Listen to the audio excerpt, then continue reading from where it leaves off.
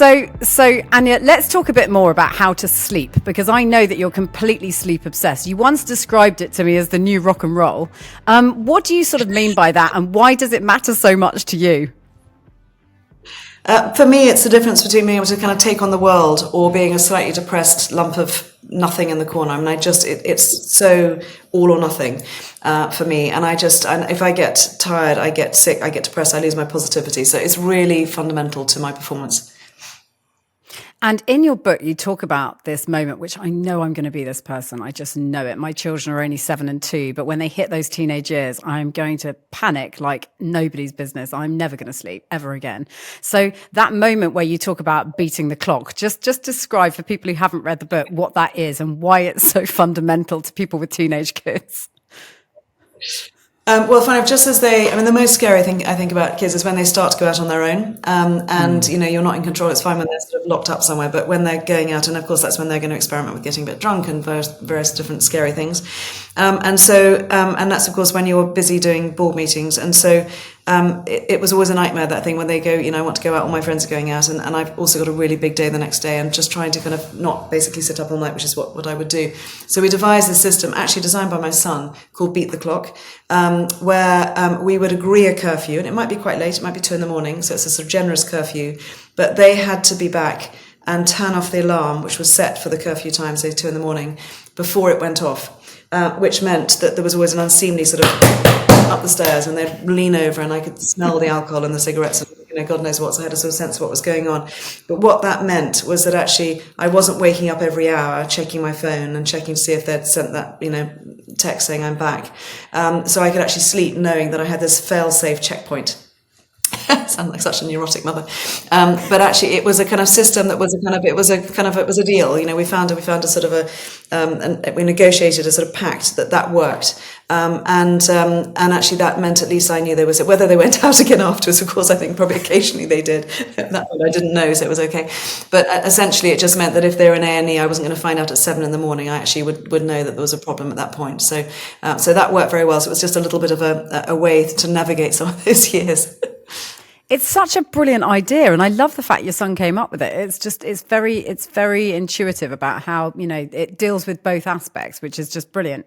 And in terms of the sleep piece, is it that obviously we operate so under par when we haven't had enough sleep, and the quality of sleep is really important. Do you wear a sleep device? Are you anxious about sleep to that degree? You do. You wear an Oura ring. Yes. I like a sleep device, not necessarily because I'm anxious, but I like what it's helped me do is connect the dots on what affects my sleep and what doesn't.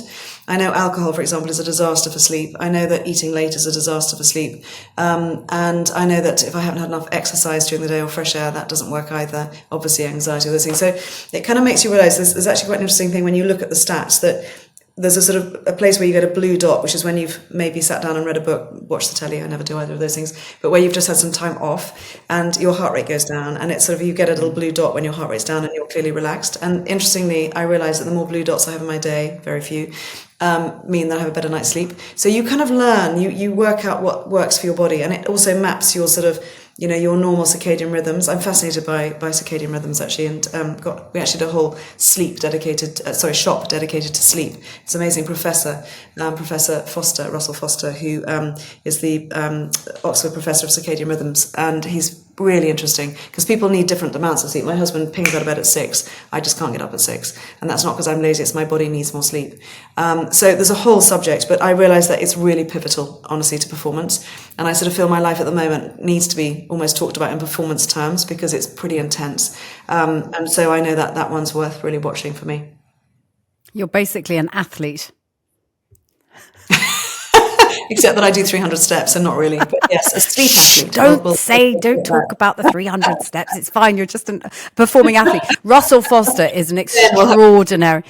Russell Foster, though, is extraordinary, isn't he? You introduced me to him because I came to a talk at your shop that he was giving, and I haven't looked back since from the things he said, and they've been so startling and true to form. And when you really dig deep, I'd urge everybody to read his book, but also, just to learn about the circadian rhythm and how different things affect you at different times of day, and what you need and when you need it is absolutely crucial.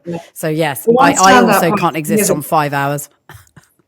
No, well, no, the one standout thing was interesting. See, they did a study where they really sleep deprived people, where they just had no sleep for days. And what's interesting is apparently you can't lay down any positive long-term memory when you're really sleep deprived, which rings very true to me. And my where I sort of feel like a sort of limp piece of string when I'm tired. Yeah, and it also goes back to that entrepreneurial thing about the best entrepreneurs being positive people. And yet they're the very people that you expect probably don't get as much sleep as they should, but they need it because they could be even more extraordinary if they had it. Yes, a good takeaway. That, and if in doubt, wash your hair. Perfect. Anya, thank you so much. I've loved chatting to you. It's been brilliant. Very nice way to spend a Friday afternoon. Thank you so much. Such a pleasure. Thank you for having me.